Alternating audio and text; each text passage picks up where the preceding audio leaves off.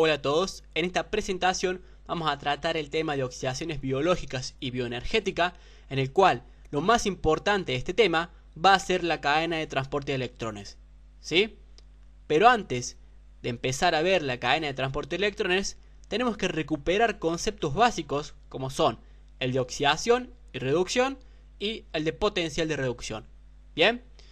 ¿Qué es esto de la oxidación y la reducción? Es muy fácil.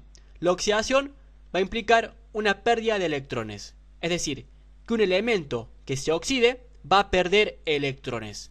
Y la reducción, por otro lado, va a implicar una ganancia de electrones. Es decir, que un elemento que se reduzca va a ganar electrones. Por ejemplo, lo veamos con este ejemplo del hierro, ¿sí? Tenemos el elemento del hierro, el cual no tiene ninguna carga, es decir, que tiene carga igual a 0. Y si lo oxidamos, bien, lo oxidamos, es decir, le sacamos electrones, pierde electrones, nos queda como hierro más 1. Y efectivamente esto es muy lógico, porque los electrones, recordemos, tienen carga negativa. Y si yo le saco una carga negativa, este elemento con carga 0 me va a quedar más positivo. Bien, por lo tanto el hierro quedó con una sola carga positiva. Si lo vuelvo a oxidar, es decir, vuelvo a perder electrones, el hierro va a quedar con una carga positiva de más 2. ¿Por qué? Porque perdimos otra carga negativa, perdimos un electrón, por lo tanto el hierro me quedó con carga positiva más 2. Y si lo vuelvo a oxidar, vuelvo a perder otro electrón, el hierro me va a quedar con una carga positiva más 3, ¿sí? O hierro férrico. Esto puede pasar en el sentido inverso, es decir, que el hierro puede pasar de más 3 a, digamos, volver a tener carga 0.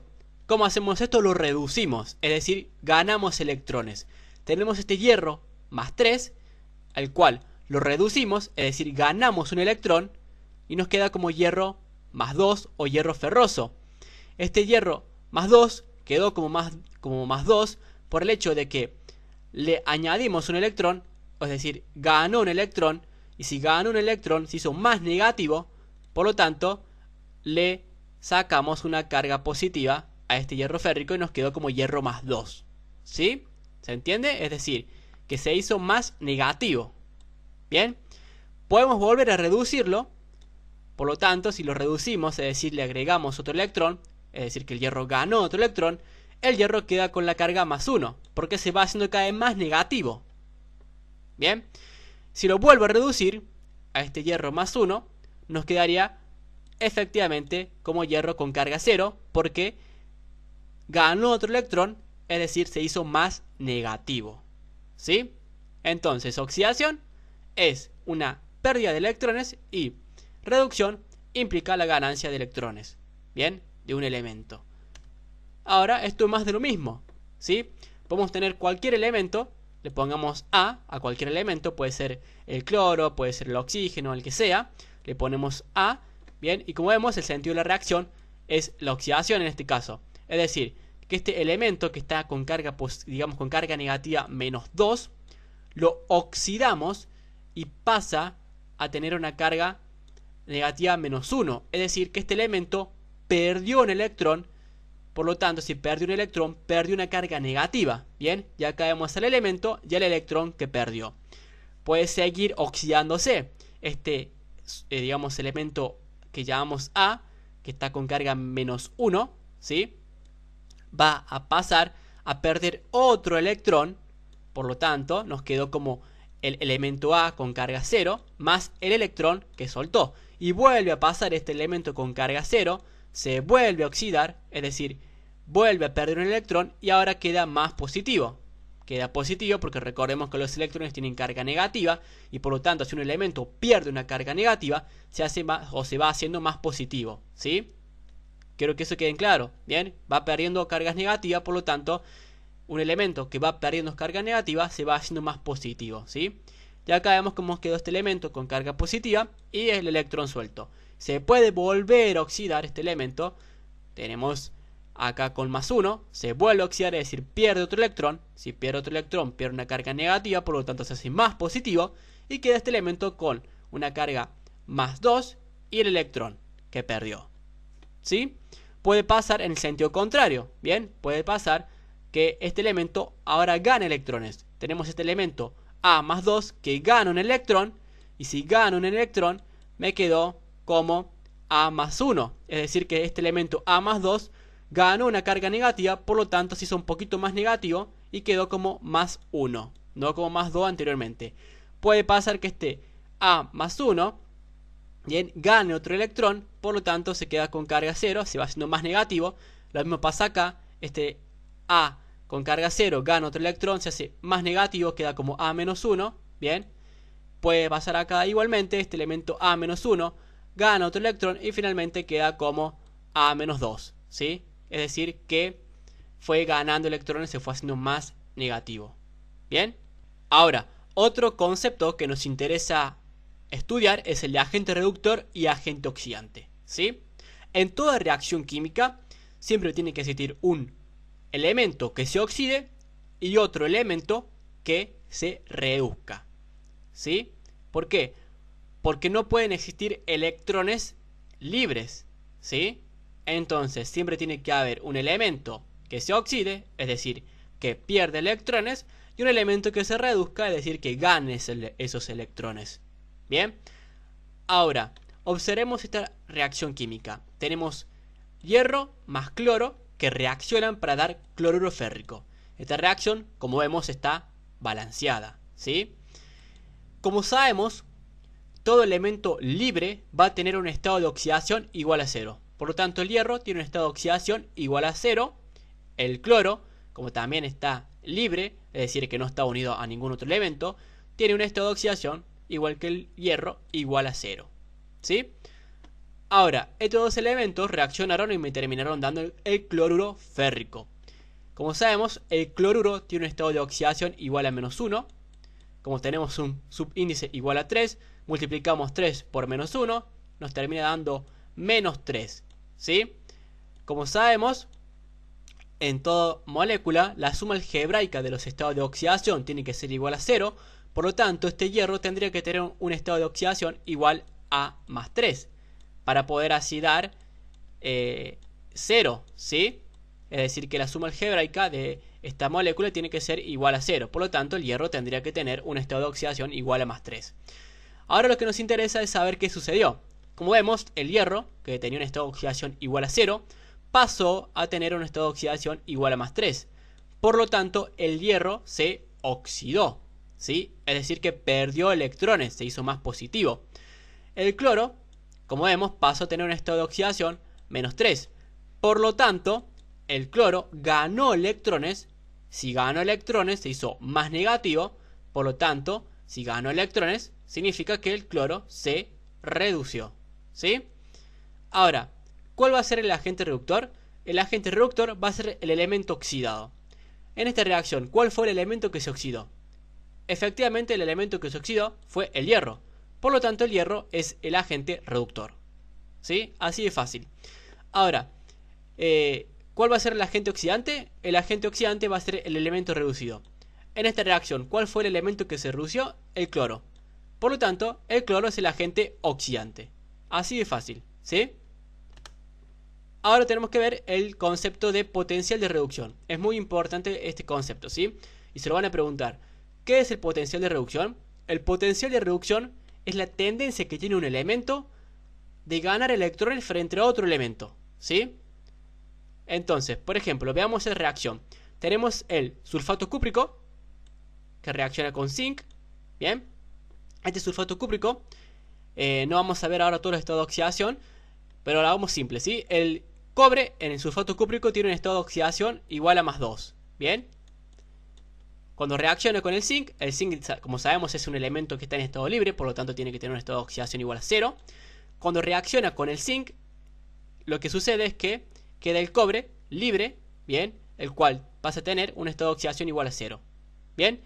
Y el zinc, como ocupa el lugar del cobre, debería tener un estado de oxidación igual a más 2. ¿Qué sucedió?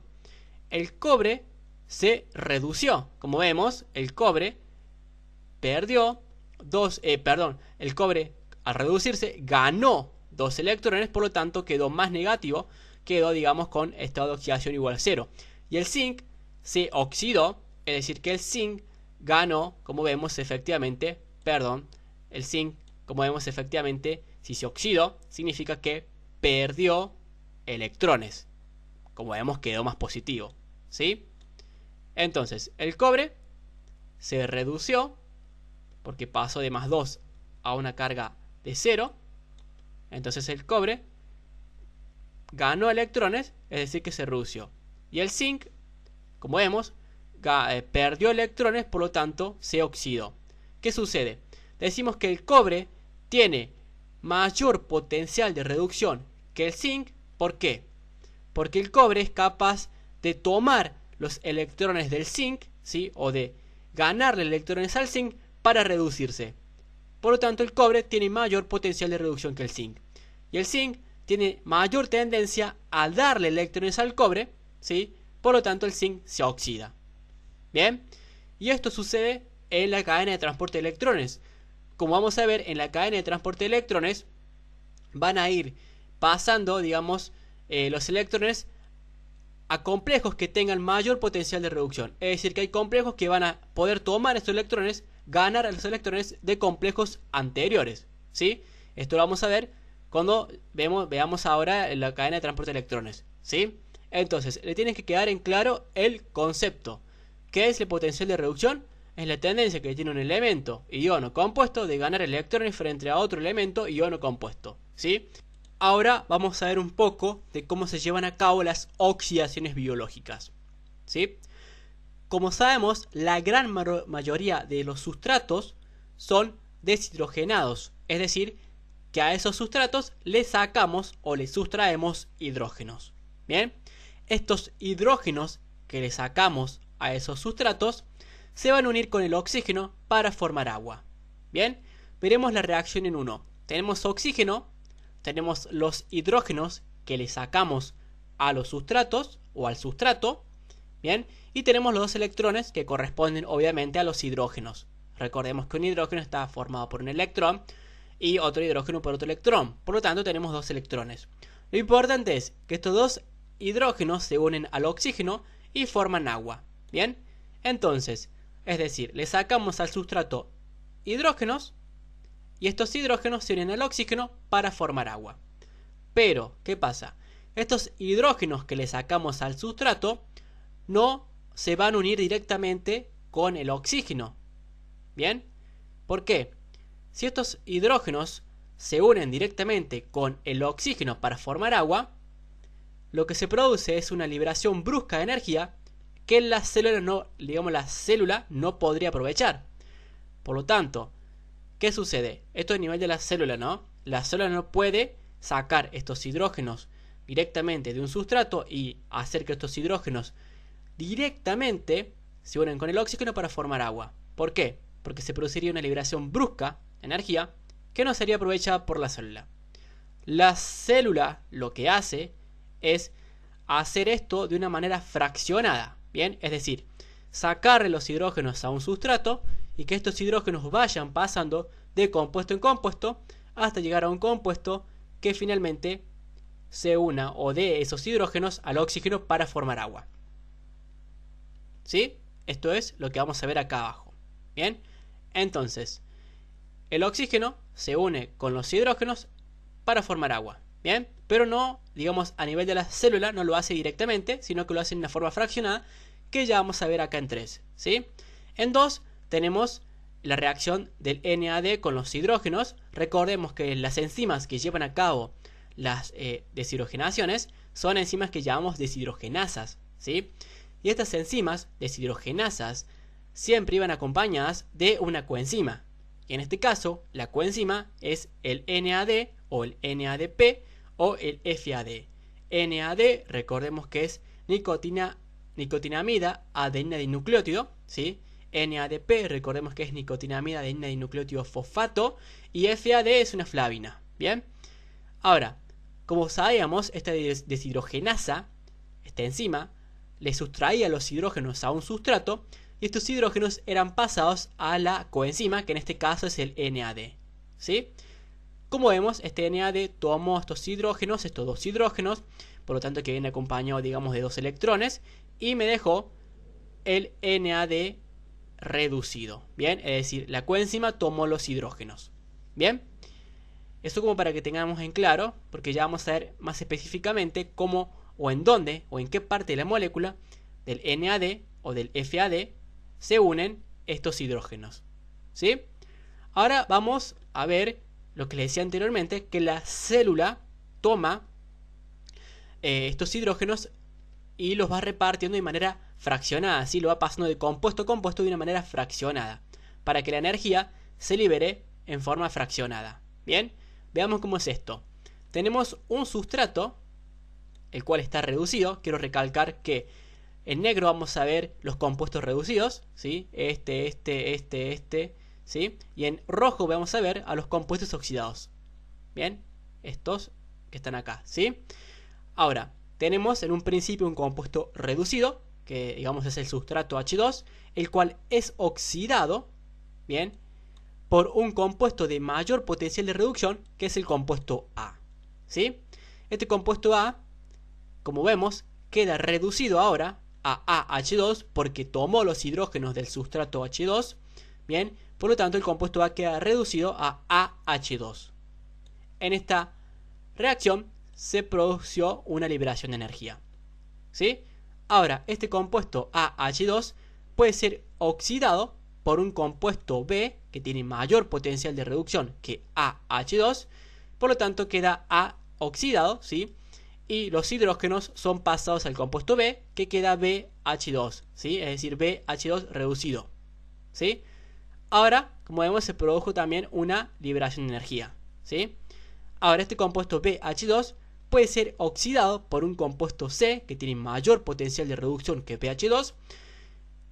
BH2 queda oxidado como B, ¿sí? Y los hidrógenos son pasados al compuesto C, que queda como CH2, ¿sí? Como vemos, también se lleva a cabo la liberación de energía, ¿sí?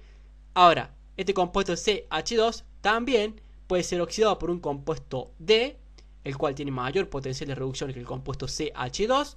Como vemos, C quedó oxidado y los hidrógenos fueron pasados a D, que quedó como DH2 o D reducido, ¿sí? Como vemos, se produjo una liberación de energía. Ahora, este compuesto DH2, que tiene un potencial de reducción muy cercano al oxígeno, puede entregar sus hidrógenos al oxígeno molecular, ¿sí? Al oxígeno, y quedar como D oxidado, y por lo tanto, si entregó los hidrógenos al oxígeno, se formó agua, ¿sí? Y como vemos, también se produjo una liberación de energía. Por lo tanto, de esta manera trabaja la célula, ¿sí? Es decir, van a ir pasando los hidrógenos de compuesto en compuesto para que la energía se libere en forma fraccionada. Bien, como vemos acá abajo, la energía se liberó en forma fraccionada y por lo tanto terminó formando agua, ¿sí? Con estos hidrógenos, pero lo hizo de una manera fraccionada. Que eso quede claro, lo hizo pasando los hidrógenos de compuesto en compuesto en orden creciente de potencial de reducción, ¿sí? Y no como habíamos visto anteriormente, que es decir, le sacábamos los hidrógenos al sustrato y estos hidrógenos directamente iban a unirse con oxígeno molecular y formaban agua. Esto no sucedía porque si directamente yo le saco los hidrógenos a un sustrato y lo uno con el oxígeno para formar agua, lo que va a suceder es una liberación brusca de energía que no se aprovechaba por la célula, como dije anteriormente. Lo que sucede es esto, ¿sí? Así se oxida un compuesto en la célula. ¿Bien? Y bueno, ahora que ya vimos un poco de cómo se produce una oxidación y una reducción, ahora vamos a pasar al tema central, que es la cadena de transporte de electrones, ¿sí? Primero que nada hay que ubicarnos en contexto, es decir, en dónde se lleva a cabo esto de la cadena de transporte de electrones o cadena respiratoria. Bien, la cadena de transporte de electrones o la cadena respiratoria se va a llevar a cabo en la mitocondria. Bien, ¿en dónde está la mitocondria? La mitocondria está en la célula o en una célula en la cual está inmersa, digamos, en el citosol de la célula, ¿sí? Por ejemplo, acá tenemos a una célula con sus diferentes organelas, ¿sí? Recordemos que la mitocondria es una organela, ¿bien? Tenemos, por ejemplo, otra organela que es el aparato de Golgi o el retículo endoplasmático, etc. Y acá tenemos a la mitocondria, ¿bien? Si hacemos una vista más microscópica de esta mitocondria, que está ubicada en la célula, la tenemos acá, ¿sí? Esta vendría a ser la mitocondria. La mitocondria va a estar formada por una membrana externa, una membrana interna y una matrix, ¿sí? Dentro de la membrana externa vamos a ver que es una membrana permeable. Es una membrana que va a dejar pasar iones o compuestos que tengan una masa molecular menor a 6 kilodalton. Estos compuestos pueden pasar por o gracias a una proteína que es llamada porina, bien, que deja pasar estos compuestos, ¿sí? Dentro de la membrana, digamos, externa y separados por un espacio, vamos a encontrar a la membrana interna, bien, que vendría a ser esta. Esta es la membrana interna y esto en rojo es la membrana externa, ¿sí? Ahora, si hacemos un corte y la vemos desde arriba a la mitocondria, encontramos efectivamente a la membrana externa, ¿sí? Acá en rojo, a la membrana interna, esta misma que es acá, que encontramos acá, y separadas entre esta membrana interna y externa por un espacio intermembrana, que vendría a ser este, ¿sí? La membrana interna va a estar compuesta por invaginaciones que llamamos crestas, que son estas mismas, ¿bien? Y acá, en esta membrana interna, es en donde encontramos a la cadena de transporte de electrones, ¿sí? Entonces, ¿dónde encontramos la cadena de transporte de electrones? La encontramos en la mitocondria. ¿Pero en qué parte de la mitocondria? En la membrana interna, ¿sí? Esta membrana interna es muy selectiva, es decir, que deja pasar solamente ciertos compuestos, como por ejemplo oxígeno, dióxido de carbono, otros compuestos que tengan, digamos, transportadores para poder pasar a la membrana interna, ¿sí? Dentro de la membrana interna encontramos a la matrix, ¿sí? Y dentro de la matrix podemos encontrar enzimas, por ejemplo, enzimas del ciclo de Krebs, ¿sí? Entre otros compuestos que ya vamos a estudiar más adelante. Bien, ahora, lo importante de esto era ubicarse en el espacio, es decir, ¿qué tenemos? Tenemos a la cadena de transporte de electrones que ¿dónde está? En la mitocondria. ¿Pero en qué parte? En la membrana interna. Y listo, ¿sí? Ahí en la membrana interna se van a llevar a cabo la cadena de transporte de electrones que, recordemos, la membrana interna se conecta o, digamos, hay un espacio intermembrana entre la membrana interna y la membrana externa. Este espacio intermembrana también va a ser importante que lo tengamos en cuenta, ¿sí? Y la matrix también, obviamente. Bien, pero lo importante es en dónde se lleva a cabo o en dónde está la cadena de transporte de electrones, en la membrana interna, ¿sí? Ahora, lo que vemos en la imagen es la cadena respiratoria, ¿sí? Todavía no la vamos a ver en detalle, sino que les muestro la imagen para que vean que hay elementos que constituyen a la cadena respiratoria o otros que influyen sobre ella que tenemos que estudiar antes de la cadena respiratoria para poder entenderla mejor, ¿sí? Estos elementos son la coenzima Q, el citocromo C, estos tipos de citocromos, ¿bien? Los centros ferrosulfurados, el FAD, ¿bien? El NAD también y el FMN, ¿sí? Los cuales tenemos que estudiar un poquito antes para poder entenderla mucho mejor, ¿sí? Entonces, empecemos con el NAD o la nicotinamida adeína dinucleótido, ¿sí? Es un dinucleótido el cual es capaz de aceptar hidrógenos. Sabíamos que las deshidrogenasas contienen como coenzima al NAD, el cual es capaz de captar hidrógeno, ¿bien? Vamos a ver en dónde o en qué parte de la molécula del NAD son recibidos estos hidrógenos de los sustratos, ¿sí? Para poder entender un poquito mejor. ¿Quién va a ser la encargada o digamos en dónde se van a transferir los hidrógenos de los sustratos? A la porción de nicotinamida. ¿Bien? Como vemos acá, bueno, antes que nada tenemos a este nucleótido, el cual está formado por adenina, ribosa y en unión pirofosfato, a otro nucleótido, el cual está formado por ribosa y nicotinamida, ¿sí? La porción nicotinamida es la encargada de aceptar los hidrógenos. Acá lo vemos, ¿bien? Acá tenemos la porción nicotinamida, la cual acepta los hidrógenos, ¿sí? Del sustrato. Acá acepto 2 hidrógenos, que viene acompañado obviamente de 2 electrones. Un hidrógeno va a ir al carbono número 4 de la nicotinamida, es este mismo. Y un electrón va a ir al nitrógeno, ¿sí? Acá. Por lo tanto, me va a quedar un protón libre, ¿sí? Que es este. Recordemos que los electrones no pueden quedar libres, ¿bien? Por lo tanto, el electrón de este protón quedaría en el nitrógeno acá mismo, ¿sí? Entonces, ¿Dónde fue captado los hidrógenos? Fue captado acá a nivel del carbono número 4 de la nicotinamida. Y el otro protón, digamos el otro hidrógeno quedó libre, ¿sí? Pero su electrón está en el nitrógeno, ¿sí? Que acá lo vemos. Ahora, pueden existir dos formas de la nicotinamida de dinucleótido. Podemos tener el NAD o el NADP, como ya habíamos visto anteriormente, ¿sí? El NADP se va a formar uniendo un unión fosfato a nivel de acá, ¿sí? A nivel del carbono número 3 de la ribosa del NAD, ¿sí? Si yo uno un unión fosfato acá, me quedaría el NADP, ¿sí? Ahora, como sabemos, el NAD actúa como coenzima de enzimas, ¿sí? Por lo tanto, es la que acepta hidrógenos, nada más, ¿bien? Como vemos, si tenemos un sustrato que está reducido, puede ser cualquier sustrato, el NAD es capaz de recibir los hidrógenos de ese sustrato. Por lo tanto, el sustrato ahora queda oxidado, ¿bien? Y el NAD queda reducido, ¿sí? Como ya vemos acá en imagen. Ahora, si tenemos otro sustrato reducido, el NADP también puede tomar esos hidrógenos de este sustrato reducido. Queda el sustrato, por lo tanto, oxidado. Vemos que no tiene hidrógenos. Y quedaría el NADP también reducido, ¿sí?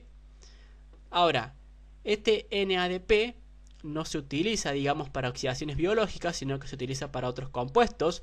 Pero podemos pasar estos hidrógenos del NADP o del NAD fosfato a NAD para dejarme NAD reducido. ¿Cómo es esto?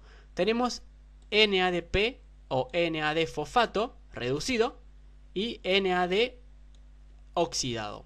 Lo que tenemos que hacer, o lo que va a pasar, es llevar estos hidrógenos al NAD. ¿Quién lo hace? Lo hace una enzima que es una transhidrogenasa, ¿sí? Esta enzima, transhidrogenasa, lo que hace es pasar estos hidrógenos del NADP al NAD oxidado. Por lo tanto, te deja NADP oxidado y NAD reducido, ¿sí? Ahora escuchen bien. Estas enzimas deshidrogenasas que van a contener a las coenzimas NAD y NADP no van a formar parte de la cadena de transporte de electrones. ¿Cómo es esto? Estas enzimas deshidrogenasas que contienen a estas coenzimas NAD y NADP van a estar en la matriz mitocondrial y en el citosol. Y recordemos que la cadena de transporte de electrones, ¿en dónde estaba? Estaba en la membrana mitocondrial interna. Por lo tanto, estas coenzimas no formarían parte de la cadena de transporte de electrones. Pero la coenzima NAD reducido puede ceder hidrógenos al primer complejo de la cadena de transporte de electrones, ¿sí? Y de este modo, este NAD reducido quedaría oxidado. Pero esta coenzima, es decir, el NAD, no forma parte de la cadena de transporte de electrones porque la encontramos tanto en la matriz mitocondrial o en el citosol.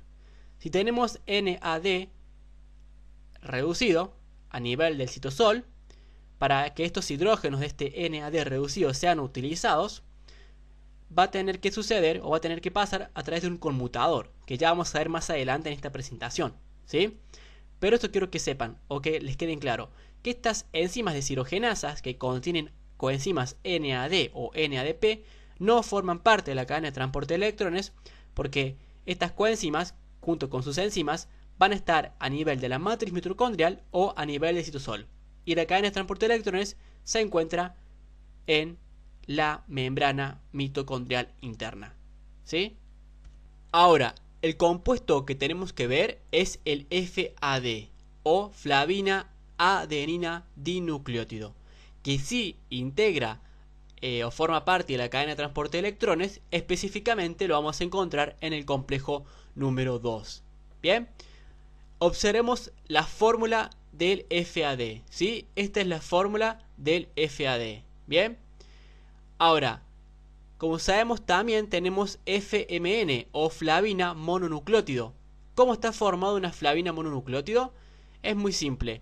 Una flavina mononucleótido va a estar formada por el núcleo isoaloxacina, que es este, el ribitol, que es este, es un alcohol, y un fosfato. Bien, hasta ahí tendríamos a una flavina mononucleótido. Ahora, para tener el FAD, lo que hacemos es agregar un nucleótido de adenina, es decir, agregamos a la adenosina monofosfato. Bien, acá vemos que se agregó la adenosina monofosfato en unión pirofosfato, bien, con el fosfato del FMN o de la flavina mononucleótido, y se formó esta molécula completa que es el FAD. Bien, entonces, flavina mononucleótido va a estar compuesta por el núcleo isoxazina, el ribitol y un fosfato. Bien, el FAD, por otro lado, va a estar compuesto por los mismos que componen, digamos, al FMN, es decir, por el núcleo isoxazina, por el ribitol y por el fosfato, más un nucleótido de adenina, es decir, la adenosina monofosfato, el cual se une por unión pirofosfato, bien, que acá la vemos, al fosfato del FMN. Y nos quedaría entonces el FAD. Bien, el FAD es todo esto, ¿sí? ¿Por qué es importante esto del FAD? El FAD o el FAT, digamos, compone o forma parte del complejo número 2 y ciertos sustratos, como por ejemplo el succinato o el acilcoenzima A, van a ser oxidados por deshidrogenasas, por enzimas deshidrogenasas, las cuales van a contener este FAD, ¿sí? Esas enzimas que oxidan a esos sustratos contienen al FAD como coenzima. Y esta coenzima del FAD es capaz de captar electrones. Bien, perdón, bueno, sí, electrones o captar hidrógenos, ¿sí? Captar hidrógenos del sustrato. Bien, ¿a qué nivel capta estos hidrógenos el FAD? Acá tenemos el núcleo isoxazina, ¿no? El FAD va a captar hidrógenos a nivel de su núcleo isoxazina, ¿sí? Tenemos el núcleo isoaloxacina, el cual captó dos hidrógenos que vienen conjuntamente con los electrones, ¿sí? Y los captó, miremos en la fórmula, a este nivel, ¿sí? Acá captó un hidrógeno y acá captó el otro, ¿bien? Por lo tanto, el FAD, que en un principio lo teníamos oxidado, lo pasamos a tener reducido, ¿sí? Entonces tenemos el FAD oxidado y ahora lo tendríamos el FAD, bien, reducido, que se escribiría de esta manera, FADH2, ¿sí? FAD reducido. Bien. El siguiente compuesto, que también forma parte de la cadena de transporte de electrones y tenemos que estudiar, son los centros ferrosulfurados. Los centros ferrosulfurados van a ser centros no hemínicos, es decir, centros que van a contener hierro, pero no unido al hemo, sino que en este caso el hierro va a estar unido al azufre. Bien, estos centros ferrosulfurados se encuentran dentro de los complejos de la cadena de transporte de electrones, ¿sí? Acá les puse una imagen como para que se los imaginen. Podemos tener diferentes centros ferrosulfurados. El más común es este, ¿sí? Que vemos acá, en el cual la bolita roja sería el hierro, bien. Las bolitas negras serían los azufres, ¿sí? Estos azufres vendrían de restos de cisteínas. Recordemos que el aminoácido cisteína estaba compuesto, tenía, digamos, como grupo a los sulfidrilos, ¿sí? Entonces, esto vendrían a ser, digamos, en negro los sulfidrilos y acá en color más clarito tendríamos a los restos cisteína, ¿bien? Que sabemos que de los restos cisteína se desprenden grupos sulfidrilos, ¿sí? Este sería entonces otra cisteína y otra cisteína. Este sería un azufre de la cisteína, otro azufre de la cisteína, otro, y este sería el hierro. Bien, como vemos, formó este centro de hierro, ferrosulfurado, ¿sí? Podemos tener varios tipos de centros ferrosulfurados. Bien, recién les acabo de explicar este que era el más simple, ¿sí? En el cual teníamos un átomo de hierro con 4 azufres. Pero también podemos tener un centro ferrosulfurado que tenga 2 átomos de hierro unidos cada uno a 2 azufres, ¿sí? Como este. También podemos tener 4 hierros, ¿sí? Unidos a 4 azufres. Bien, estos son los tipos de centros ferrosulfurados que podemos tener. Estos centros ferrosulfurados son capaces de captar electrones. Bien, esa es su función. Son capaces de captar electrones. Bien, ahora quiero volver un poquito hacia atrás para explicar mejor y que no se les confunda esto sobre el FAD y el FMN. El FMN, es decir, la flavina mononucleótido, solamente va a estar compuesta por un núcleo isolosacina, ¿sí?, ribitol y un resto fosfato. Es decir, que todo esto sería la molécula del FMN o la flavina mononucleótido. Bien, ahora, para formar un FAD, yo necesito agregar un nucleótido, es decir, a la adenosina monofosfato. Bien, como vemos, si agregamos un nucleótido de adenosina monofosfato en unión pirofosfato con el resto fosfato del FMN, tenemos efectivamente a toda esta molécula que es el FAD. ¿Sí? Entonces, FMN compuesto por núcleo isolosacina, ribitol y resto fosfato, FAD compuesto por los mismos componentes del FMN más un nucleótido de adenosina monofosfato. ¿Sí? Ahora tenemos que ver a la coenzima Q. La coenzima Q es una benzoquinona, ¿sí?, formada por 10 cadenas isopreno. Acá vemos a la fórmula de la coenzima Q, su forma quinona, en su forma oxidada, ¿sí? Vemos a las cadenas, ¿sí? Esta benzoquinona va a ser, digamos, o esta coenzima Q es la única o el único componente de la cadena de transporte de electrones la cual no está unido a proteínas, ¿sí? Estas cadenas isoprenoides que tiene la coenzima Q le van a permitir desplazarse con, digamos, total libertad dentro de la membrana lipídica, es decir, la membrana interna, la membrana mitocondrial interna, quiero aclarar, que está formada obviamente por una bicapa lipídica, ¿sí? Por lo tanto, estas cadenas isoprenoides que tiene la coenzima Q le permiten a la coenzima Q moverse con facilidad, ¿sí?, por este espacio, ¿bien? Y con libertad por este espacio, ¿sí? Ahora, ¿de qué sirve la coenzima Q? La coenzima Q no va a ser nada más y nada menos que un transportador de electrones, ¿sí? Un transportador móvil de electrones. Acá lo vemos en su forma quinona, es decir, forma oxidada, es decir, que todavía no recibió digamos, hidrógenos. Y acá lo vemos en su forma semiquinona, una forma, digamos, intermedia. Y acá lo vemos en la forma hidroquinona, es decir, reducida, el cual es una forma la cual ya captó hidrógenos, ¿sí? Por lo tanto, la coenzima Q vendría a ser entonces que la coenzima Q es un portador móvil de electrones, ¿sí? O podríamos decir un transportador de hidrógenos también. Bien. Ahora, los citocromos, ¿qué son los citocromos? Los citocromos son hemoproteínas, ¿bien? Que tienen o digamos que poseen la capacidad de aceptar electrones. Bien. El citocromo, podemos tener diferentes tipos de citocromos dentro de la cadena respiratoria. Vamos a tener a los citocromos del tipo A, en los que tenemos al citocromo A y a la 3. Vamos a tener los citocromos del tipo B, en el cual tenemos al tipo B566 y B562. Y a los citocromos C, en el cual tenemos al citocromo C propiamente y al citocromo C1. ¿Cuál es el citocromo más importante y el capaz que le tomen? Y obviamente es el citocromo C. ¿Por qué? Porque el citocromo C es un transportador móvil, ¿sí?, como también lo era la coenzima Q.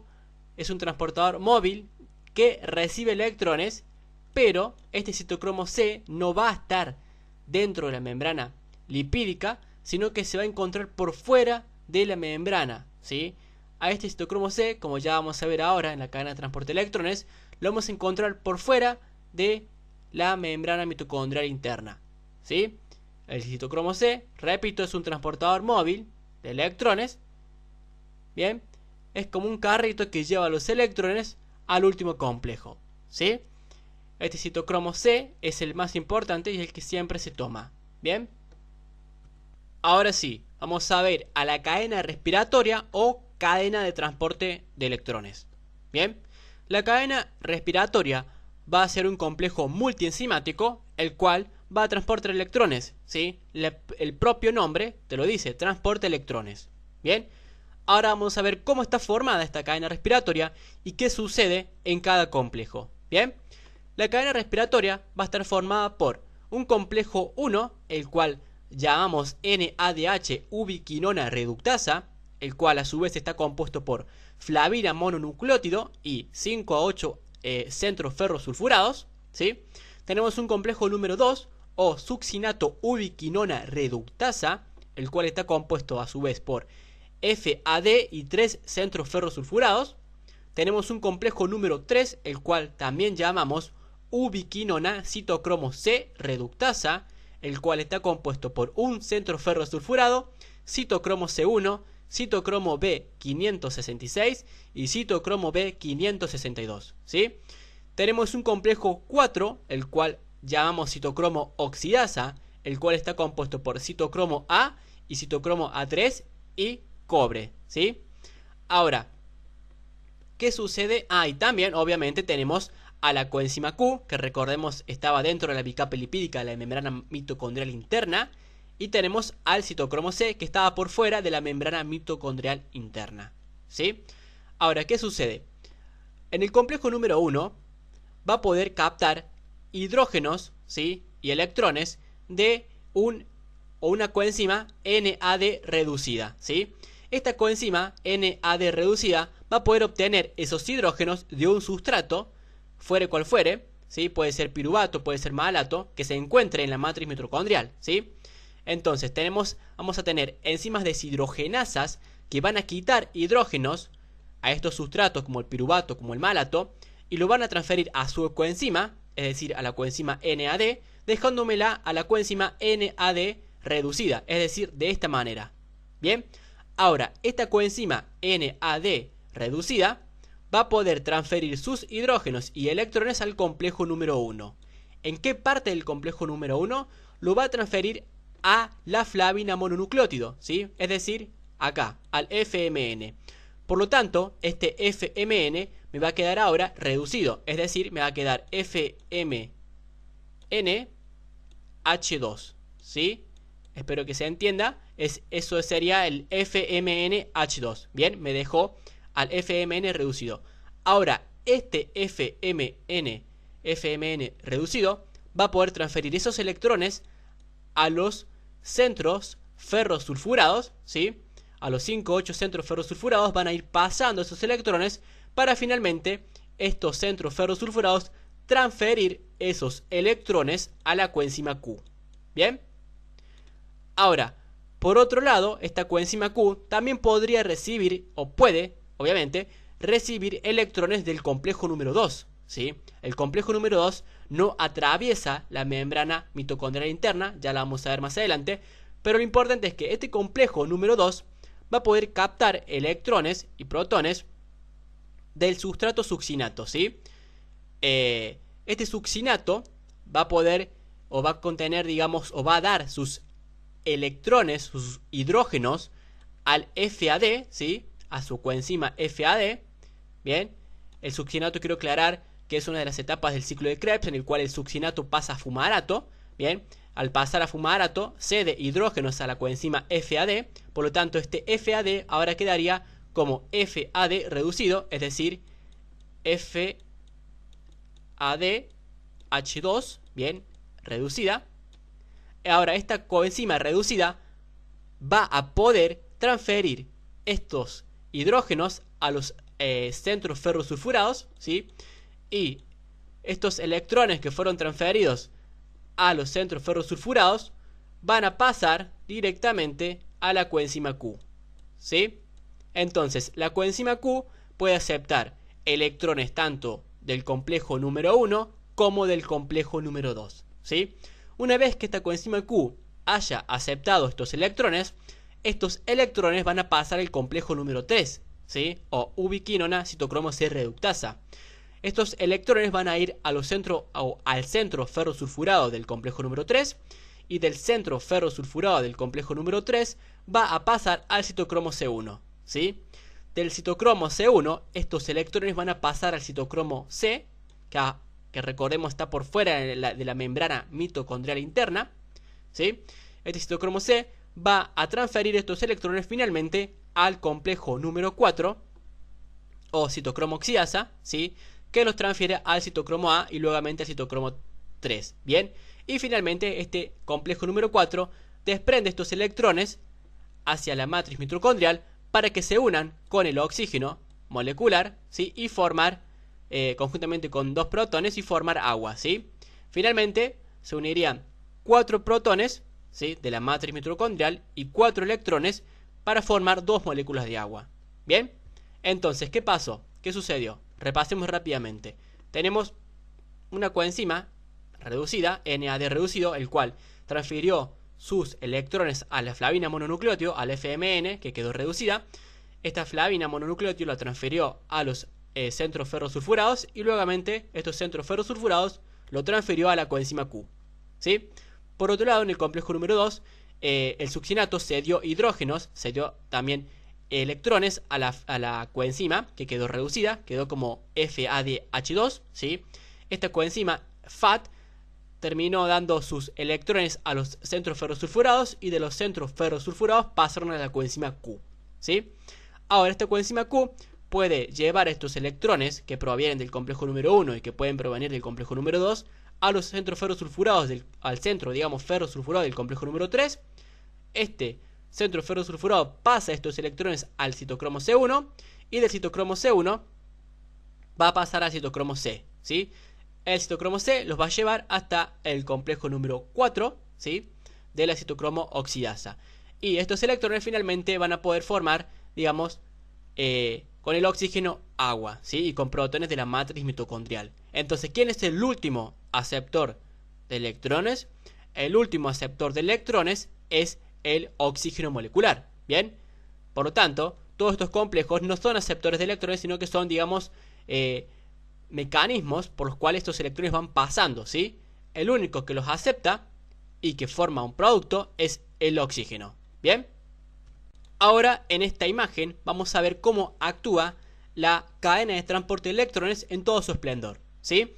Vamos a ver, reconocemos primero, nos ubiquemos en espacio. Tenemos acá al espacio intermembrana, tenemos acá a la membrana mitocondrial interna, bien, todo esto es la membrana mitocondrial interna, y tenemos todo esto que sería la matriz mitocondrial, ¿sí? ¿Qué sucede? Como sabíamos, el complejo número 1 recibía electrones y protones del, digamos, el NAD reducido, ¿sí? Este complejo número 1 transfería estos electrones hacia la coenzima Q. Desde la coenzima Q iban al complejo número 3. Desde el complejo número 3 pasan al citocromo C. Y del citocromo C pasan al complejo número 4.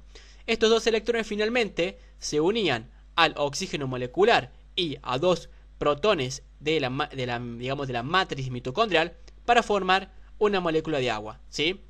Pero también sabíamos que el complejo número 2 puede captar electrones de la coenzima FAT reducida, ¿sí? Estos electrones van a pasar a la coenzima Q. De la coenzima Q van a ir al complejo número 3. Del complejo número 3 van a ir al citocromo C. Y del citocromo C van a ir al complejo número 4. Finalmente tendremos otros 2 electrones más que se van a poder unir con 2 protones y el oxígeno molecular para formar agua. Por lo tanto, tendríamos 2 moléculas de agua, ¿sí? 4 electrones, 4 protones de la matriz mitocondrial que se unirían al oxígeno para formar 2 moléculas de agua, ¿sí? Ahora, entonces el aceptor final de electrones, ¿quién es? El oxígeno, ¿sí? Ahora, vamos a ver cómo se produce el bombeo o la translocación de protones desde la matriz mitocondrial, ¿sí? Hacia el espacio intermembrana.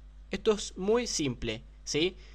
La translocación de protones desde la matriz mitocondrial hacia el espacio intermembrana solo se va a poder hacer a nivel del complejo número 1, del complejo número 2 y del complejo número 3, ¿sí? Complejo número 3, perdón, y del complejo número 4.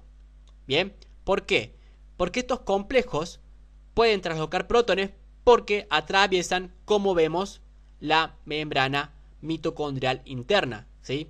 Y al atravesar esta membrana mitocondrial interna, sí pueden traslocar protones desde la matriz mitocondrial hacia la membrana o hacia el espacio intermembrana, ¿sí?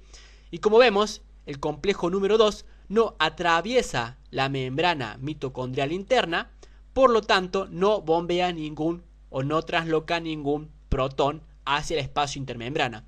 Y esto se lo van a preguntar. Le van a poder preguntar cuál es el complejo que no bombea o que no, digamos, trasloca protones hacia el espacio intermembrana, y ustedes tendrían que poder responder que es el complejo número 2, ¿sí? El complejo número 2 no trasloca ningún protón, ¿sí?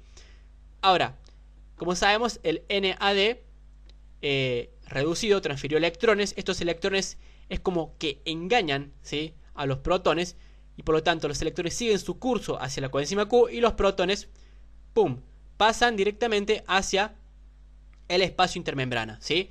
No está todavía bien estudiado el mecanismo de translocación en el complejo número 1, ¿sí? Y tampoco se ponen en acuerdo los autores o diferentes autores sobre si son 2 o 4 protones que se bombean hacia el espacio intermembrana. Supongamos que son 4, ¿sí?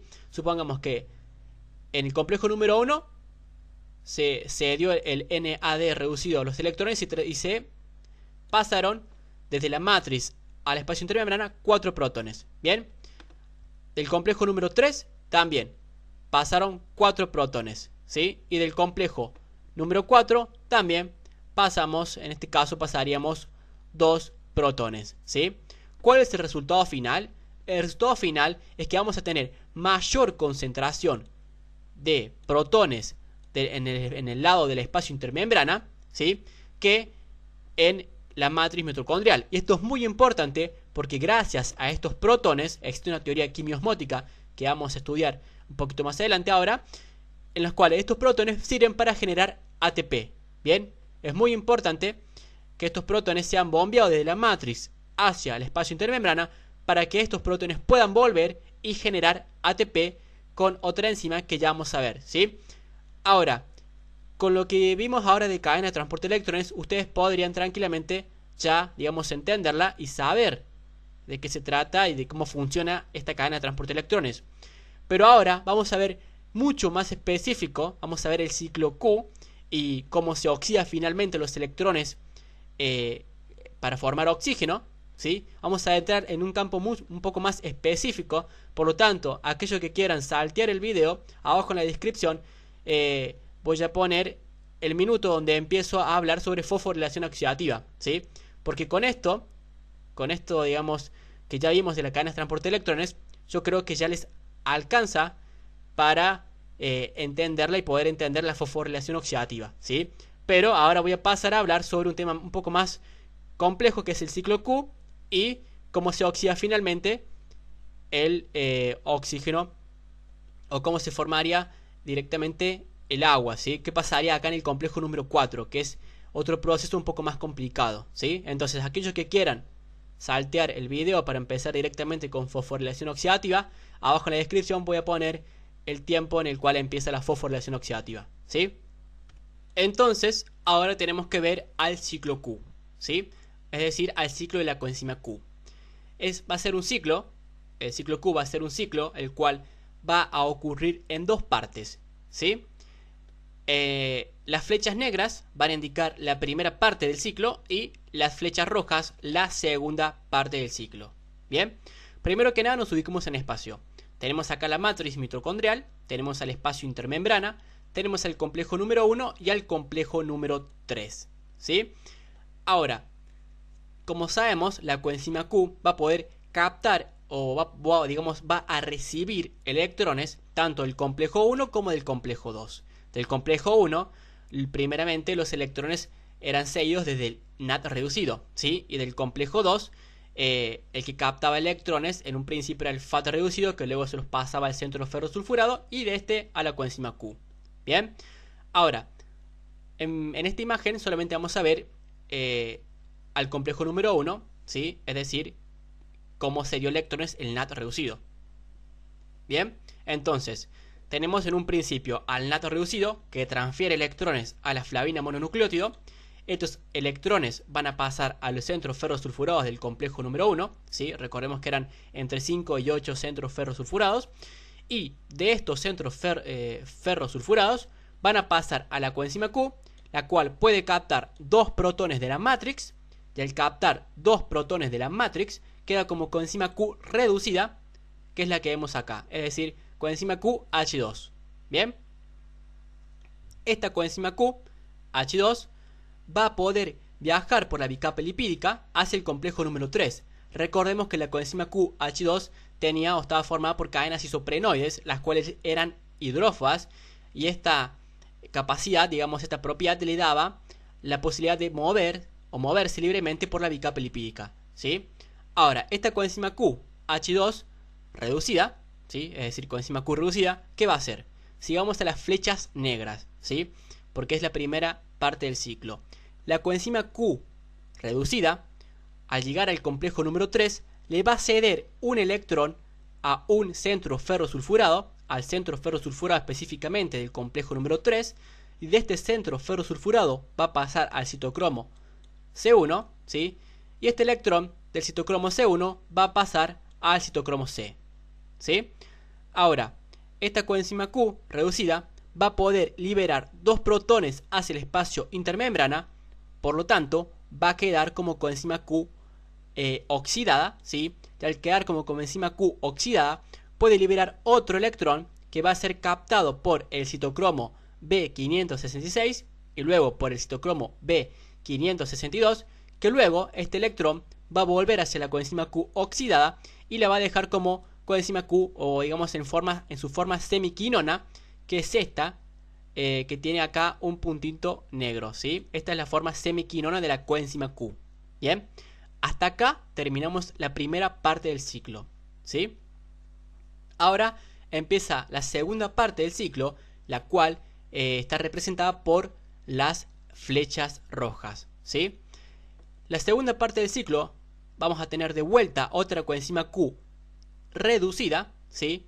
La cual también va a poder entregar electrones a un centro ferrosulfurados. Este electrón, un solo electrón, ¿no? Un solo electrón entrega, ¿sí? Este electrón que entregó al centro ferrosulfurado va a pasar al citocromo C1 y del citocromo C1 va a pasar al citocromo C, ¿sí? Ahora, esta coenzima Q reducida va a poder también desprender 2 protones hacia el espacio intermembrana, ¿sí? Y al desprender estos 2 protones hacia el espacio intermembrana, esta coenzima Q reducida va a quedar como coenzima Q oxidada, ¿sí? La cual vemos acá nuevamente, y transfiere o cede un electrón hacia el citocromo B566 y luego hacia el citocromo B562, el cual este electrón va a ir hacia la forma semiquinona de la coenzima Q. No va a ir directamente a la coenzima Q, digamos, oxidada que teníamos anteriormente en la primera etapa, sino que va a ir a su forma semiquinona, ¿sí? Y de esta forma semiquinona va a poder captar 2 protones de la matrix, y al captar 2 protones de la matrix, la coenzima Q ahora va a quedar como coenzima Q nuevamente reducida, que es capaz de volver a empezar el ciclo, ¿sí? Entonces, lo importante de este ciclo es que se formó. Lo importante del ciclo es que como productos finales nos van a quedar 2 electrones, ¿sí? 2 electrones y 4 protones a nivel, digamos, del espacio intermembrana, ¿sí? 4 protones a nivel del espacio intermembrana y 2 electrones que están siendo transportados por el citocromo C, ¿sí? Ese es el producto final del ciclo Q. 2 electrones en el citocromo C, que van a ser nuevamente transportados hacia el complejo 4, y 4 protones que fueron desprendidos hacia el espacio intermembrana, ¿sí? Ahora, vamos a ver esta imagen en la cual lo vamos a concentrar solamente en el citocromo C y en el complejo número 4, ¿sí? Como sabíamos, el citocromo C trae los electrones hacia el complejo 4, ¿sí? Y de este complejo 4 van a pasar al citocromo A, que está unido a cobre, y al citocromo A3, que también está unido a cobre, ¿sí? Estos electrones digamos, van a ser cedidos hacia el oxígeno para formar agua, como ya sabíamos, ¿sí? Para formar, o digamos, para reducir a la molécula de oxígeno, necesitamos de 4 electrones, ¿sí? Necesitamos de 4 electrones para poder reducir a una molécula de oxígeno para formar agua. Bien, ahora lo que sucede es que estos electrones van a ser transferidos de a uno por vez en el citocromo, ¿sí? Y digamos podría producirse, ¿sí? Si el oxígeno directamente se uniera a estos electrones, podría producirse o podría formarse productos de reducción parcial de oxígeno que son tóxicos. Bien, estos productos ya lo vamos a ver cuando tengamos que ver antioxidantes, pero la cuestión es que son tóxicos.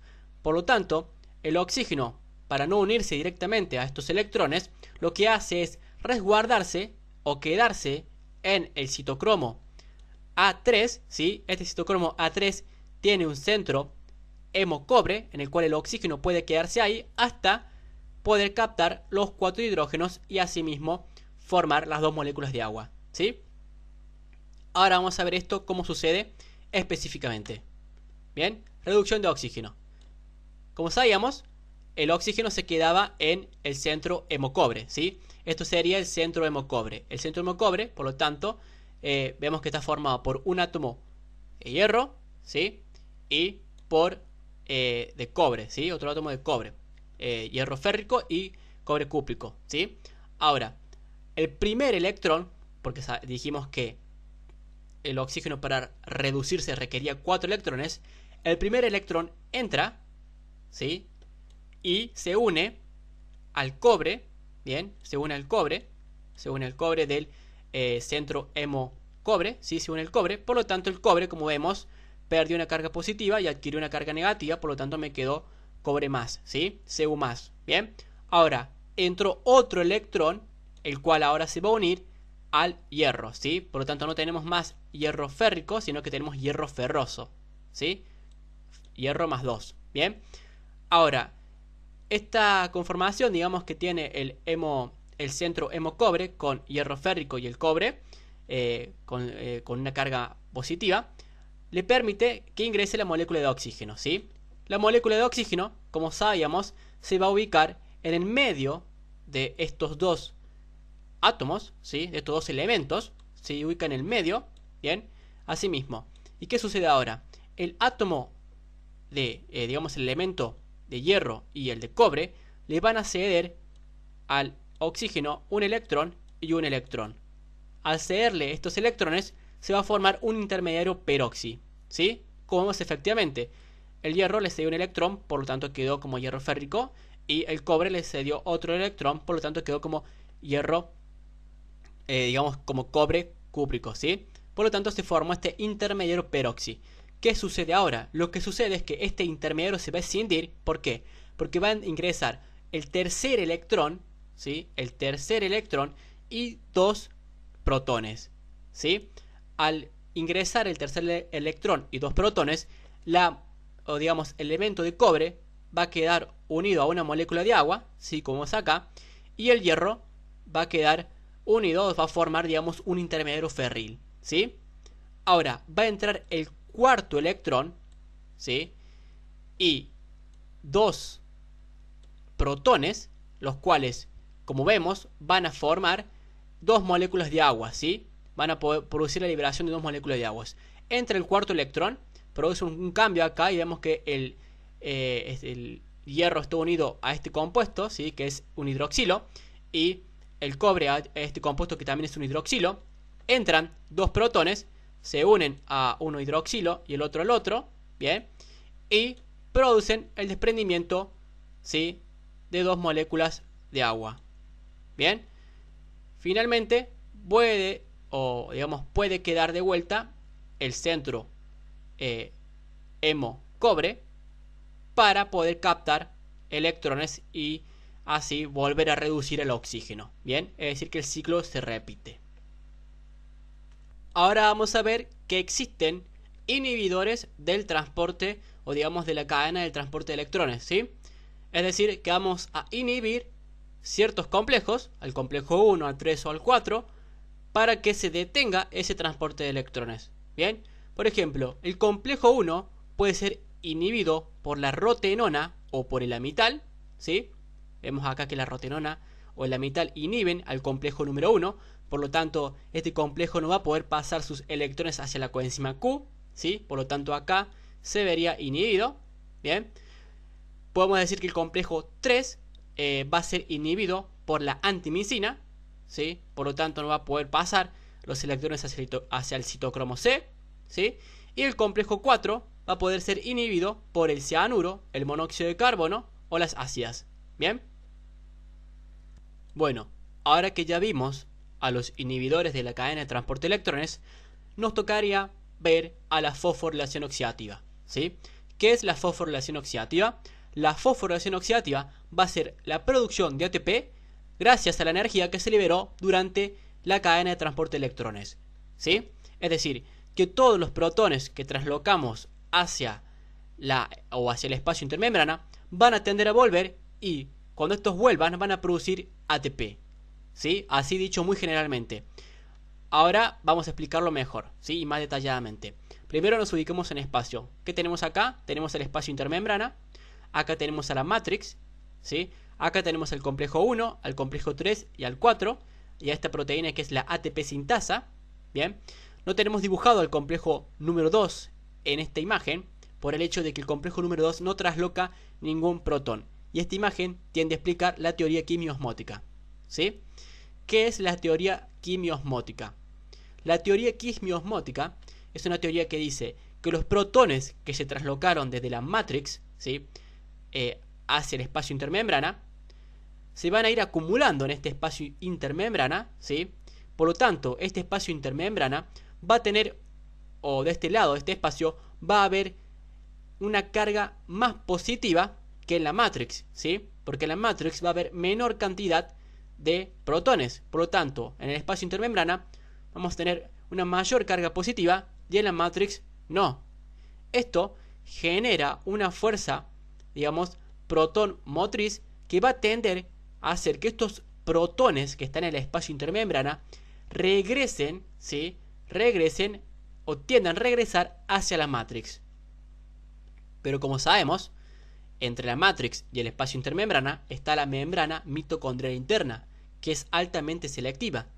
Por lo tanto, estos protones no van a poder pasar a través de la membrana mitocondrial interna, por lo tanto van a buscar pasar por otro lado, ¿sí? ¿Cuál va a ser este lado?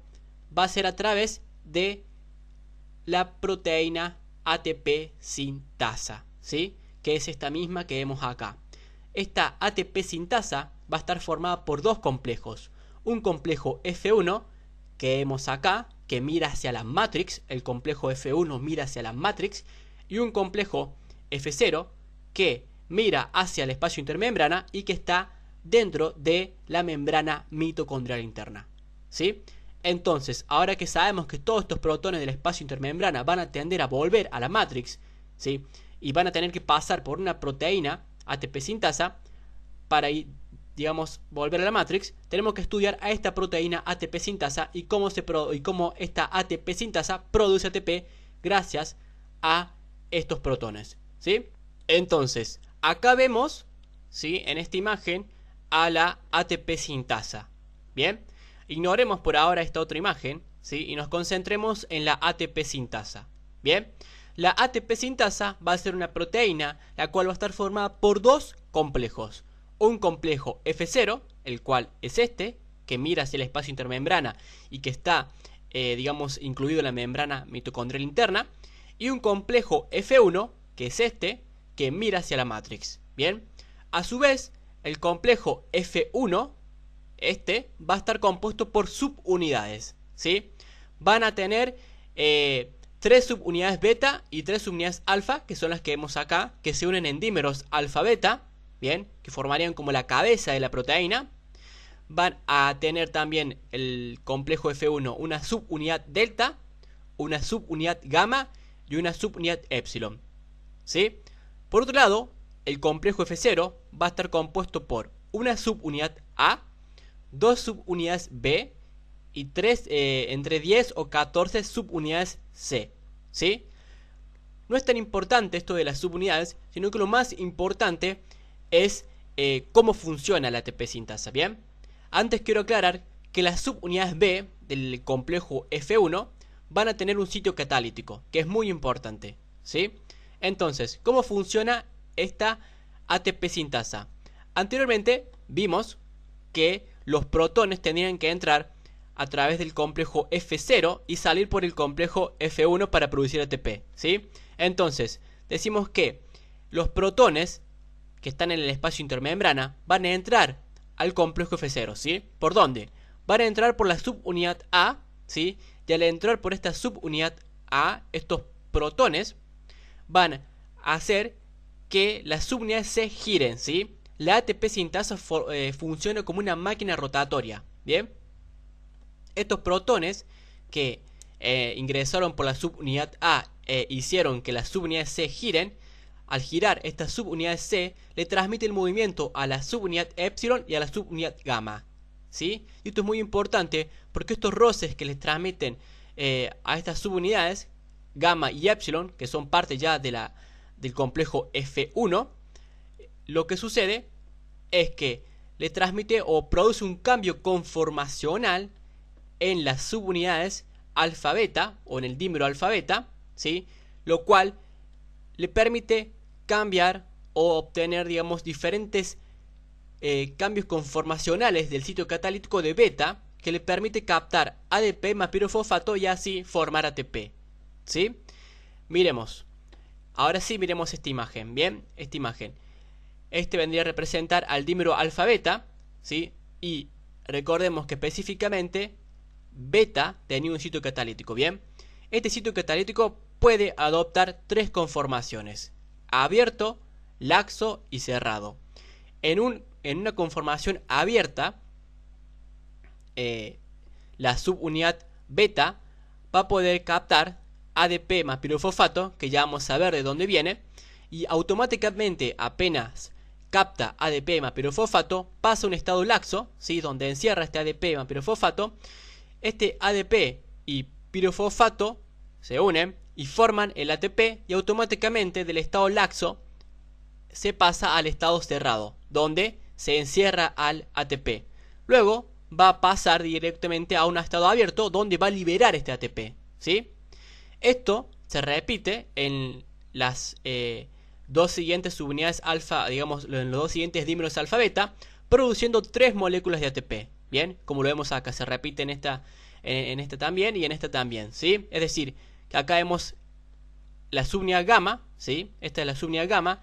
Cuando gamma dé un giro completo, se van a poder liberar tres moléculas de ATP, que es la que vemos acá, y la que vemos acá, y la que se liberó acá, ¿sí? Tres moléculas de ATP cuando gamma haga un solo giro, ¿sí? Y este giro, recordemos que pudo hacer gamma, fue gracias a los protones que hicieron que la ATP sintasa en el complejo 0 giraran o rotaran sus subunidades C. Bien, entonces, para resumir, los protones del espacio intermembrana entran por el complejo F0, producen que giren las subunidades C, que a su vez se los transmite a gamma y a epsilon, y una vez que se los transmiten a gamma y a epsilon, provocan un cambio conformacional en el dímero alfa beta, el cual beta tiene un sitio catalítico que puede captar o que puede tomar ADP más pirofosfato, y así en sus tres estados abierto, laxo y cerrado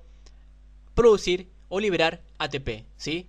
Y a un giro, cuando gamma haga un giro, se van a producir tres moléculas de ATP, ¿sí? Y como vemos, efectivamente entraron los protones, se produjo lo que expliqué anteriormente, y se produjo una molécula de ATP, ¿sí? Que quedó en la matrix. Bien, entonces se van a formar 3 ATP si la coenzima que se dio electrones fue el NAT reducido. Bien, ahora se van a formar 2 ATP si la coenzima que se dio electrones fue el FAT reducido. Bien, si nos vamos más específicos aún, vamos a decir que por 3 protones que pasaron, digamos, por la ATP sintasa, vamos a poder producir una sola molécula de ATP. Bien, 3 protones que pasaron por la ATP sintasa, por ejemplo este y este, van a poder producir una sola molécula de ATP. Anteriormente yo les puse en una imagen, que si la encuentro, esta misma, que acá en el primer complejo liberamos 4 protones, ¿sí? En el tercero liberamos también 4, bien, hacia el espacio intermembrano obviamente, y en el cuarto liberamos 2, ¿sí? ¿Por qué? Porque se calcula que los protones bombeados desde la matrix hacia el espacio intermembrana son en total de 10 aproximadamente, ¿sí? Ahora, estos protones, si decimos que por cada 3 protones vamos a formar una molécula de ATP, no va a ser lo mismo lo que vamos a producir con NAD que con FAT. ¿Por qué? Porque con NAD ya bombeamos en un primer complejo, ¿sí? Bombeamos 4 protones más. En cambio con FAT no bombeamos en el primer complejo, porque FAT recién entra en el segundo complejo. Bien, entonces FAT empieza, digamos, con una coenzima de FAT podríamos empezar a bombear desde el tercer complejo y del cuarto complejo. Por lo tanto, con NAD se formaría más ATP que con FAT, ¿sí? Con FAT vamos a formar, digamos, 2 moléculas de ATP, ¿sí? Y con NAD vamos a formar aproximadamente 3 moléculas de ATP, ¿sí? ¿Por qué? Por estos protones. Si decimos que bombeamos, por ejemplo, con NAD 10 protones, por lo tanto, ¿cuántas moléculas? Si decimos que por 3 protones aproximadamente se forma un ATP, NAD produciría aproximadamente 3 ATP, ¿sí? Y FAT, como vemos que empezó a bombear en el complejo 3 y el 4, que bombeó 6 protones, produciría 2 ATP, porque necesitamos 3 protones para sintetizar una molécula de ATP. Entonces si tenemos 6, sintetizaríamos 2 moléculas de ATP. Bien, ahora esto se ve mucho mejor con la relación fosfato-oxígeno. ¿Cómo es esto? Esto lo tenemos que ver con la relación fosfato-oxígeno. Y esto se pregunta, ¿sí? Utilicemos un poco la imaginación. Recordemos que con el NAD reducido, que cedía sus electrones al complejo 1 y que luego pasan de complejo a complejo hasta finalmente este par de electrones se unían al oxígeno, ¿sí? Con este par de electrones del NAD reducido vamos a poder formar o vamos a poder unir 3 fosfatos a 3 ADP, es decir, que vamos a poder obtener 3 ATP. Entonces decimos que con este par de electrones que se dio el NAD, que recorrieron toda la cadena de transporte de electrones, con esta energía que se dio el NAD, vamos a poder unir 3 fosfatos a 3 ADP, ¿sí? Por otro lado, con los electrones o con el par de electrones que se dio el FAT, que recorrieron toda la cadena de transporte de electrones, que recorrieron los diferentes complejos hasta unirse a oxígeno, gracias a esta energía de estos par de electrones van a poder unir 2 fosfatos a 2 ADP, ¿sí? Entonces, cuando ustedes le pregunten, es decir que vamos a tener, si se unen 2 fosfatos a 2 ADP, es decir que vamos a tener 2 ATP, ¿bien? Entonces, cuando ustedes le pregunten la relación fosfato-oxígeno, directamente le dicen que con los electrones que se dio el NAD se pueden formar 3 ATP y con los electrones que se dio el FAT se pueden formar 2 ATP. Esto, si bien no es así, porque en realidad con el NAD se van a formar 2,5 ATP y con el FAT 1,5 ATP, se toman estos números enteros, ¿sí? Para hacer más fácil el estudio. Pero antes de poder entender por qué son 2,5 ATP y 1,5 ATP, en realidad tenemos que ver la translocación del ATP y el ADP, ¿sí? El ATP que nosotros producimos en la ATP sintasa está en la matrix, ¿bien? Está en la matrix este ATP. Pero este ATP va a ser requerido fuera de la mitocondria, ¿sí? Va a ser consumido fuera de la mitocondria, por lo general. Entonces tiene que poder salir de la matrix hacia afuera. ¿Y cómo lo va a hacer? Lo va a hacer por un contratransportador, ¿sí? Por un transportador, ¿sí? Un translocador que funciona por un contratransporte, ¿sí? ¿Cómo es esto? Sale ATP y va a entrar ADP. Bien, acá vemos al translocador, ¿sí? Y acá vemos que salió ATP de la matrix hacia el espacio intermembrana y entró ADP hacia la matrix. Bien, este ADP que estaba en un principio en el espacio intermembrana salió y digamos ingresó hacia la matrix. Lo mismo pasa con el pirofosfato. Necesitamos otro translocador que también funcione como un contratransporte, el cual sale hidroxilo de la matrix y entra pirofosfato hacia la matrix. Este ADP y este pirofosfato pueden unirse para poder seguir formando ATP en la en la parte, en el complejo F1 de la ATP sintasa, ¿sí? Gracias al gradiente, digamos, o al ingreso de protones. Bien, si lo vamos a ver un poco más específico, nos ubiquemos en espacio. Acá tenemos a la matriz mitocondrial, acá tenemos el espacio intermembrana y acá el citosol, porque dijimos que el ATP por lo general era necesitado fuera de la mitocondria, ¿sí? Entonces, acá tenemos a la membrana mitocondrial interna, ¿sí? Esta misma, y a la membrana mitocondrial externa, esta misma, ¿sí? Que tiene estos canales, estas proteínas que son las porinas. Bien, ahora, el ATP va a tener carga negativa, ¿sí? De -4 y el ADP de -3. Entonces, como vemos que la membrana mitocondrial por fuera es positiva, ¿sí? Tiene cargas positivas y por dentro tiene cargas negativas, esta diferencia de cargas va a producir este contratransporte. Va a permitir que el ATP salga hacia el espacio intermembrana y luego este ATP va a salir por la porina, ¿sí? Y va a ir al citosol donde va a ser requerido. Este ADP va a entrar, ¿sí? Del citosol al espacio intermembrana por esta porina, va del espacio intermembrana hacia la matriz mitocondrial, bien, y va a ingresar, digamos, por diferencia de cargas, ¿sí? Que permite, digamos, que se lleve a cabo el contratransporte. Bien, ahora, yo les dije que con NAT producíamos 3 moléculas de ATP y con FAT producíamos 2 moléculas de ATP, ¿sí? Pero si vamos más específico, les dije que en realidad se producía con NAT 2,5 moléculas de ATP y con FAT 1,5 moléculas de ATP. ¿Por qué? ¿Por qué con NAT vamos a producir específicamente 2,5 moléculas de ATP? Y vamos a producir este número de ATPs porque también tenemos que sumar los protones que gastamos o que necesitamos para la translocación del ATP y el ADP, ¿sí? Y para la translocación del pirofosfato y el hidroxilo. Bien, entonces si sumamos estos protones que necesitamos para esta translocación, en realidad este par de electrones que van recorriendo toda la cadena de transporte de electrones que provienen del NAT van a producir 2,5 ATP y del FAT van a producir finalmente 1,5 ATP.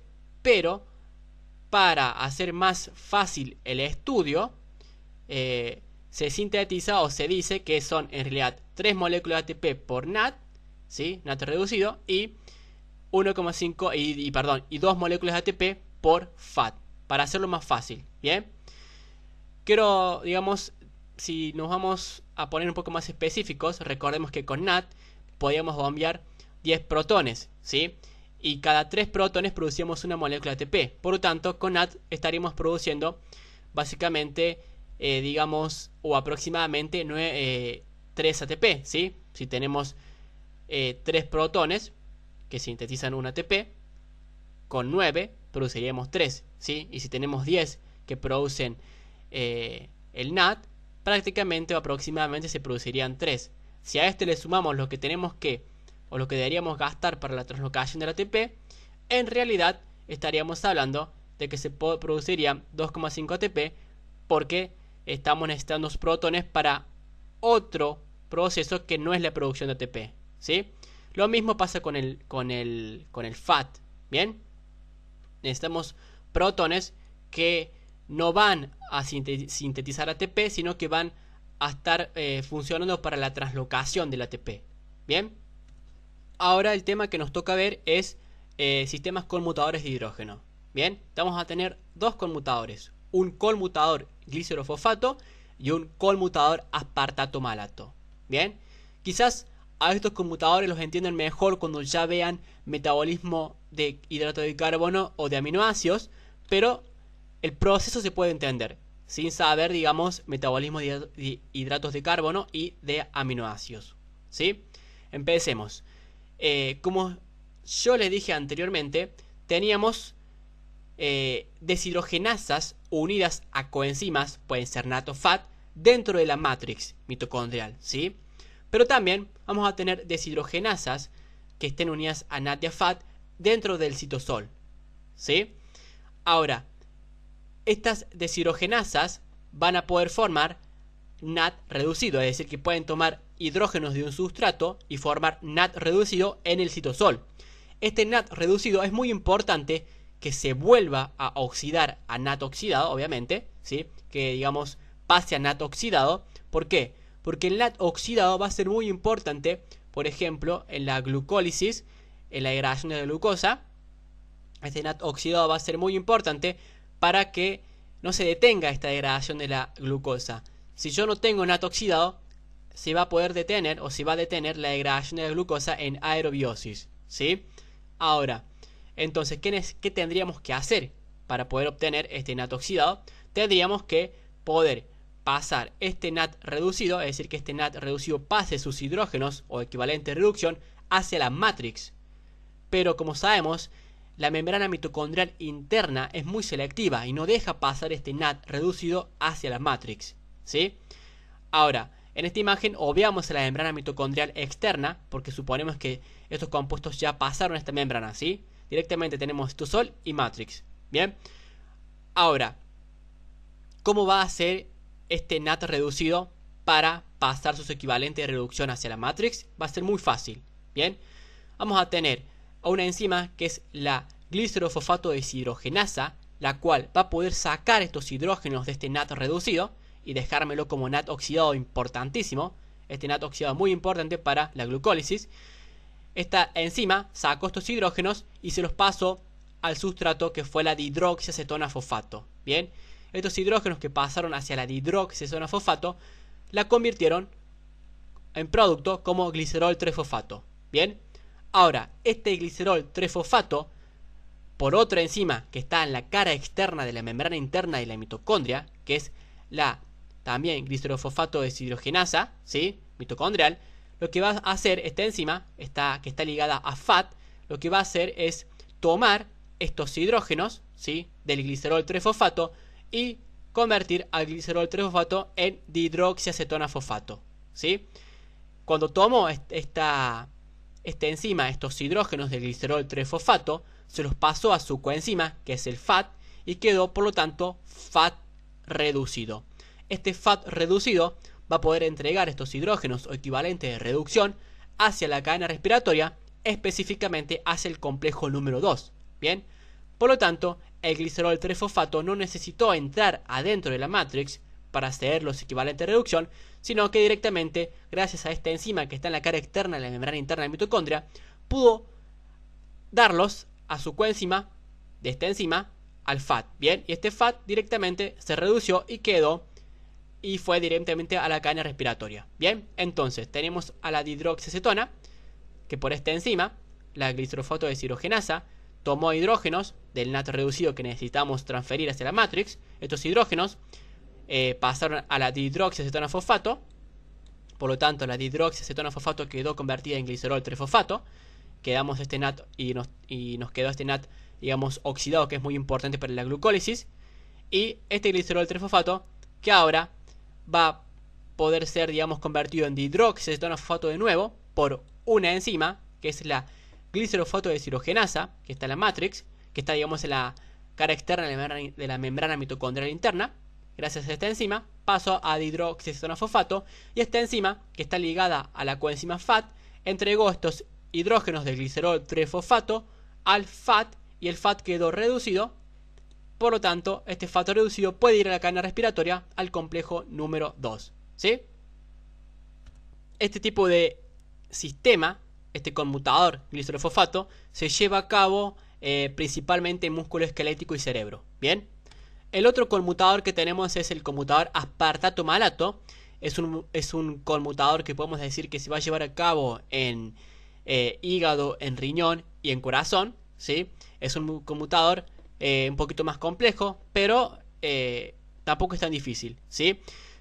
Vamos a ver que es lo mismo que, digamos, la función de este conmutador sería obviamente la misma que el del anterior, es decir, tener este NAT reducido, que es necesario poder pasar sus equivalentes de reducción hacia la matrix, ¿bien? Es decir, del NAT reducido, que nos está quedando en el citosol, poder pasar sus equivalentes de reducción hacia la matrix, y de la matrix hacia, digamos, a la cadena respiratoria, ¿bien?